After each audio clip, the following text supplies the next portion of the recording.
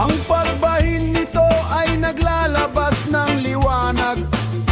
Ang mga mata nito'y parang sinag ng bukang liwayway. Mula sa bibig nito'y may naglalabas ang mga sulo. Nagkakalat ang mga faangas ng apoy. Umuusok ang mga butas ng ilong nito, gaya ng kalderong kumukulo sa ibabaw ng ningas. Ang hininga nito'y nagsisindi ng uling, at apoy ang naglalabas ang mula sa bibig nito. Ang lakas ay nasa leeg nito, at ang sindak ay nauna rito.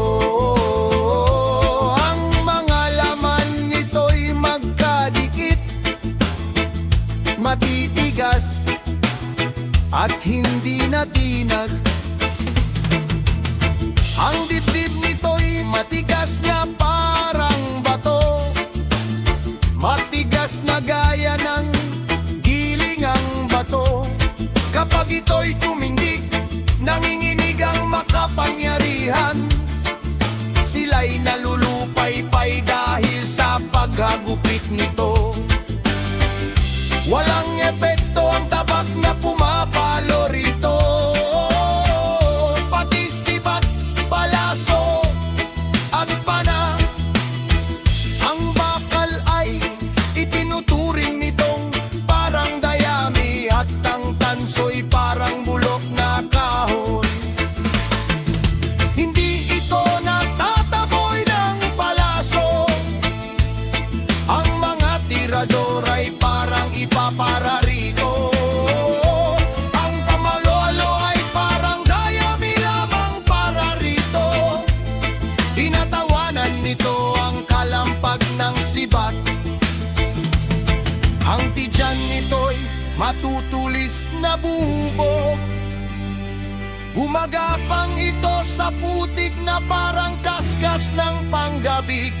Pinakukulo nito ang kalaliman na parang kaldero. Ginugulo ang dagat na para bang timplang umuwento. Nag-iiwan ito ng kumikislap na landas sa likuran nito. Parang may uban ang kalaliman. Walang katulad ito sa ibabaw ng lupa. Isang nilalang na walang takot. Hinahamak nito ang lahat ng mayayabang. Ito ang hari sa lahat ng palalo.